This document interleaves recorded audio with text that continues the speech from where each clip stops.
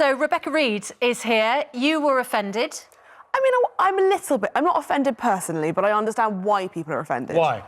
So what it is that cultural appropriation is the issue of people who have been bullied or teased or marginalised for aspects of their culture. It's not a beautiful, loving representation of real Japanese culture. So it's a costume. Let's talk to someone who thoroughly disagrees. Live from Connecticut, chat show host Trisha Goddard.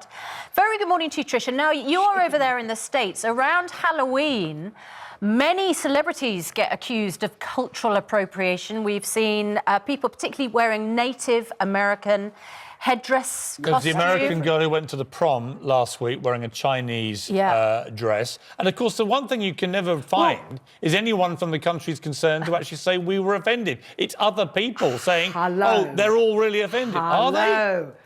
Oh, my God, Piers, I'm agreeing with you. Look, cultural appropriation is a concept dealing with the adoption of the elements of a minority culture by members of the dominant culture.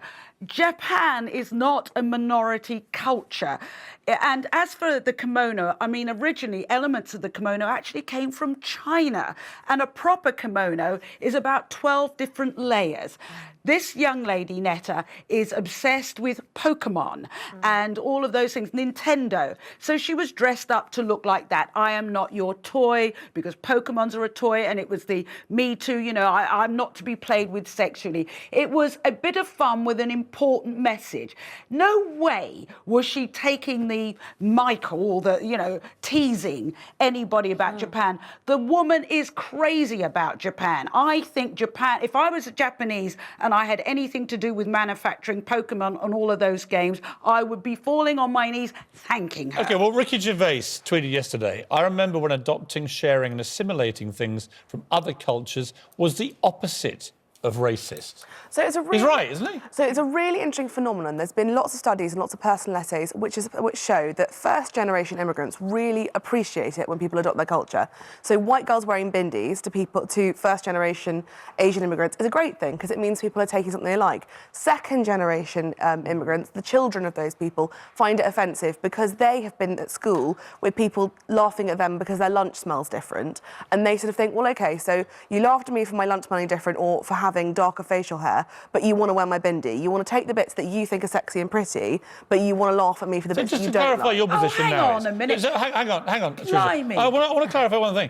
I mean, does this mean that literally, as a white male, for example, I can never wear any clothing from any other culture in the world? So what do you want to Because somebody somewhere, probably not from the country concerned, will scream, I'm offended. I've never heard anything so ridiculous in my entire life. A lot of it is where you buy it. Trisha, cultural appropriation apparently is only offensive if I buy the stuff myself. If I get it from somebody from the country and wear it, it's fine. It's where you buy it.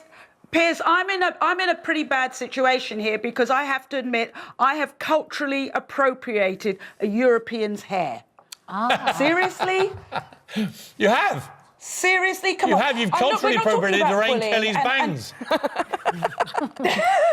But no, look, I take Rebecca's point about bullying. Look, I was bullied as a child about my colour and my flat nose and all of these big lips, and now people are paying thousands to have their lips pumped up and their backsides pumped up, the very things I was teased with. Let's put that aside from something which is clearly fun, which wasn't hideous and offensive. If she had been imitating someone who was Japanese or making her eyes look Japanese or something, that's something different. Well, OK, on that but point, really, Trisha... if you're going to get offended... On that point, I did a documentary on Shanghai a few years ago, spent 3 weeks in Shanghai. The number one plastic surgery process that young women in Shanghai were doing was having their eyes made rounder to resemble Western eyes. Is that cultural appropriation? Which is sad. Should I be offended that they're trying to look like me with their eyes? No, I think that's sad. I think there needs to be more work in those countries to make people be proud of their own heritage. But this isn't what Netta was doing. Her whole thing, as I said before, is Pokemon and the gaming culture and what have you. And it wasn't offensive. And anyway, have we heard anything from Japan? We did speak to a Japanese journalist, Yuko Suzuki, and this is what they had to say.